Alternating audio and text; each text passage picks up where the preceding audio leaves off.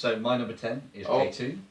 So it's the mountain climbing game that was actually designed by climbers, which is pretty interesting as well. So I really enjoyed that. But the reason that I've got this at the top of, well, at number 10 anyway, at the top of the top. the top of the bottom of the list. Base is that camp. I really enjoyed the race aspect of it, and I think that's something that's really interesting in this, that we don't really have many games that follow the same format as it. Yeah, I mean, there are very few, and it's got some interesting aspects in there as well in terms of risk. And I love that sort of pushing yourself and going that extra little sort of mile. And it's so. like a proper board game with push your luck in it. You know, like Yes. normally like push Yeah. your luck is Yeah. like can't stop. or Yeah, something. it's taking out the element of dice that would That's normally right, be yeah. a turn off for people, and it's instead putting it in your hands when you get the cards in your and stuff. Yeah. So when you're playing those cards down, you're actually making conscious decisions as to how far you're going to push your luck, which I think is really interesting, and that's then mitigated a little bit as well by that little risk token as well that you get, which I think is a really nice addition to the whoever game. plays the Yeah. most, whoever pushes Yeah. themselves most. So to you get push them round. yourself, but it also has that almost realistic aspect to it, where if you are going to push yourself, you're going to have to deal with the consequences of it as well. Yeah, so. I mean, for me, it's not so much risk as like pure blind risk, as it is calculated risk. Yeah. Well, it's like It's as if a like- climber is climbing. That's Yeah. the, Yeah, But when you yeah, say a yeah. race, the old adage, I don't need to be the fastest, I just need to be faster than you. In this game, it's I don't need to be the slowest, I just need to not be the fastest. Yeah. So Yeah. it's all about like if you can duck not being fastest by like 1 Yeah. point, Yeah. that's a perfect. Well, turn. it's Yeah, also, yeah. it's got that other level to it, is that while it is a race to the top, it's also the race. Well, it's also a race towards the finish in a Yeah. lot of ways, because you're not.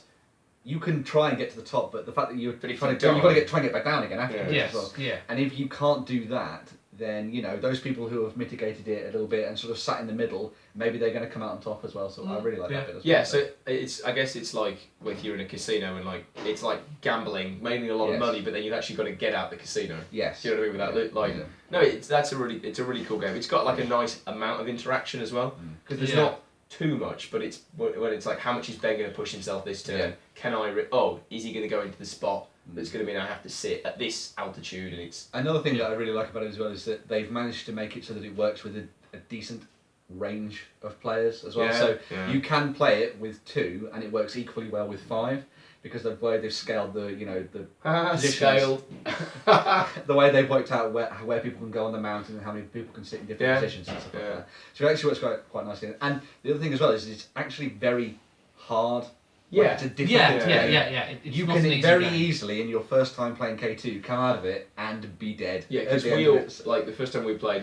I remember I climbed with like 2 guys at the Yes. same time, and it's Yeah. not what you do. And I just Yeah, basically, yeah. because I read a couple of the reviews and things like that, and I was like, so Tom was going up there and getting right to the top, and I was like, well, I can probably just sit here now, I think, and just sit in my tent and breathe oxygen. But I mean, the first time I played, I got 2 guys to the top and won, but it's fine. well, we can actually see the We scores can. in here. So Yeah, there's you a seem lot, like you've so. got an idiotic memory, but you don't. Yeah. The other thing as well is that, I mean, it's my final point really, but as well as having lots of interesting ways to play it with different people and things like that, and the weather tiles change things. Yeah, There's that's also true. the 2 sides of the board. So if you get bored of playing it one way with a certain amount of people, you can switch it around and try it on the harder side of the mountain and try. But you've also got summer and winter. yes with the weather, because you've got the so- 2 weather Yeah. types and the 2 board types. So- So you've got a couple of multiple. I'm going to say Yeah. Alec will work out how many different combinations there are some combinations. 4.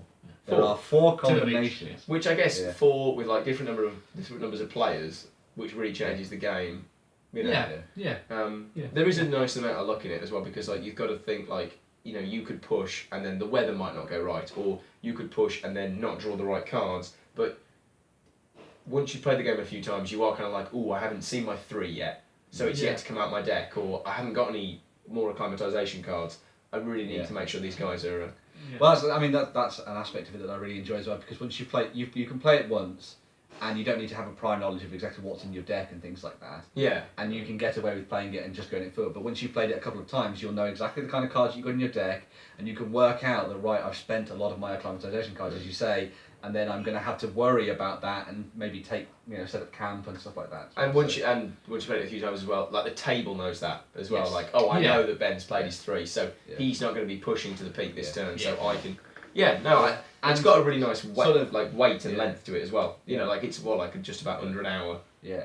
Yeah, maybe it's that. about that. I was gonna I mean, say. sort of, and talking about it, art-wise and design-wise as well, it just looks nice. Yeah, as the well. board It's is- the the board, board- like yeah, the the board's mountain very looks nice. ominous Yeah. on the one Yeah. side, and then Well, it looks inviting on one side until you Yes. start freezing to death, but Yeah. you know, it's got that really nice look to it, and it's, as I say, realism to it, which I really enjoy. Yeah. Yeah, And, that's cool. You know, I would gladly play K2 anytime somebody asked. Yeah, Yes. yeah. Of course you would. It's in your top 10. my game. Right. Yeah.